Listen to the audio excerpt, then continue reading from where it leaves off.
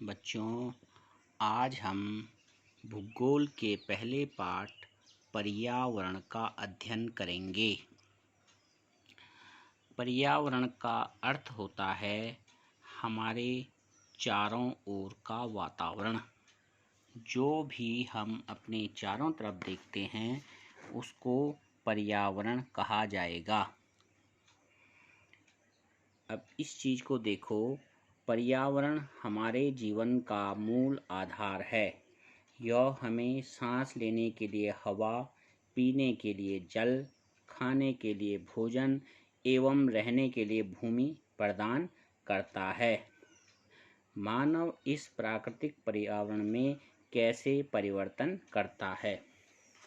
आदमियों के द्वारा जो प्राकृतिक पर्यावरण है उसमें परिवर्तन किया जाता है, उसे दूषित किया जाता है। जैसे कार का धुआं वायु को प्रदूषित करता है, पानी को पात्र में एकत्रित किया जाता है, भोजन को बर्तनों में परोसा जाता है और भूमि पर कारखानों का निर्माण होता है। मानव कार, मिल, कारखानों एवं बर्तनों का निर्माण करता है। इस प्रकार से मानव प्राकृतिक पर्यावरण में परिवर्तन करता है।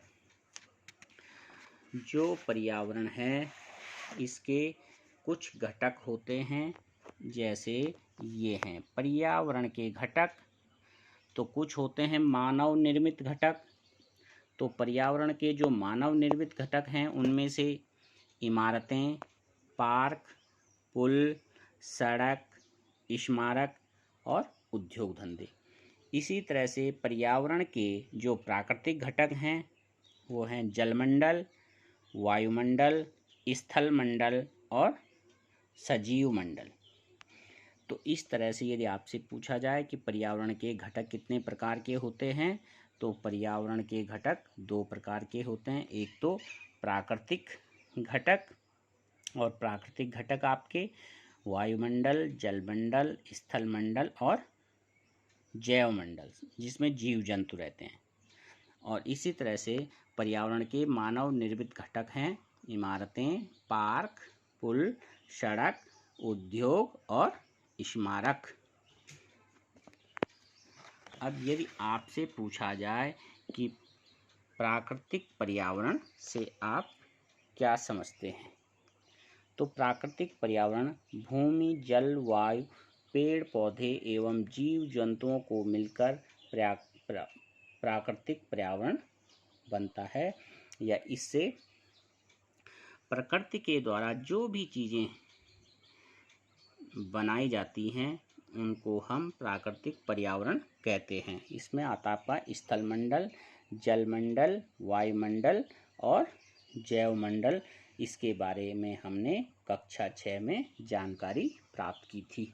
स्थलमंडल होता है जमीन, और जलमंडल होता है जल क्षेत्र, वायुमंडल होता है वायु का क्षेत्र, और जैवमंडल होता है कि जिसमें जैवमंडल तीनों मंडलों का वो सामूहिक रूप है जिसमें जीव जंतु पाए जाते हैं। इसके आप एक बार देख लीजिए।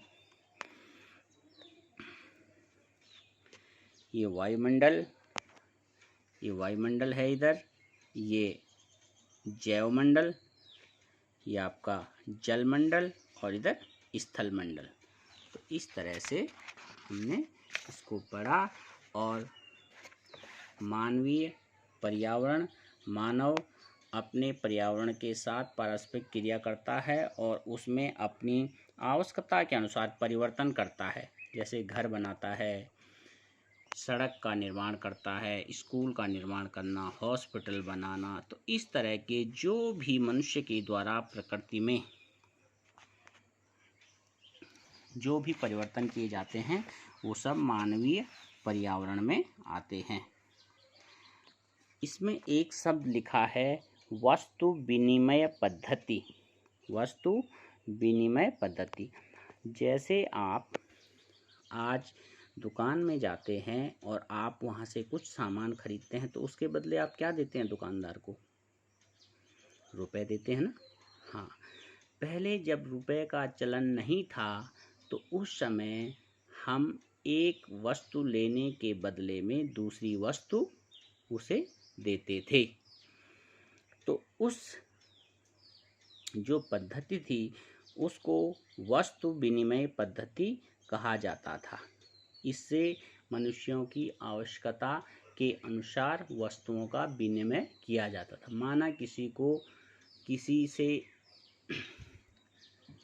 गाय लेनी है तो गाय के बदले में उसे पैसे नहीं देगा, बल्कि हो सकता है गाय के बदले में उसे अनाज दे दे या गाय के बदले में उसे बकरी दे दे। तो इस तरह से इसको, और पर्यावरण को बचाए रखने के लिए हर साल जून के महीने में 5 जून को विश्व पर्यावरण दिवस मनाया जाता है। विश्व पर्यावरण दिवस कब मनाया जाता है? 5 जून को विश्व पर्यावरण दिवस मनाया जाता है। और ये है आपकी वस्तु विनिमय पद्धति। इसमें वस्तुओं की अदला बदली होती थी और उस समय धन का प्रयोग नहीं किया जाता था। तो इस तरह से हमने इस अध्याय में पर्यावरण के बारे में थोड़ा बहुत जानकारी ली। तो आपने इस अपनी पुस्तक से इस पूरे चैप्टर को एक बार पढ़ना है। धन्यवाद।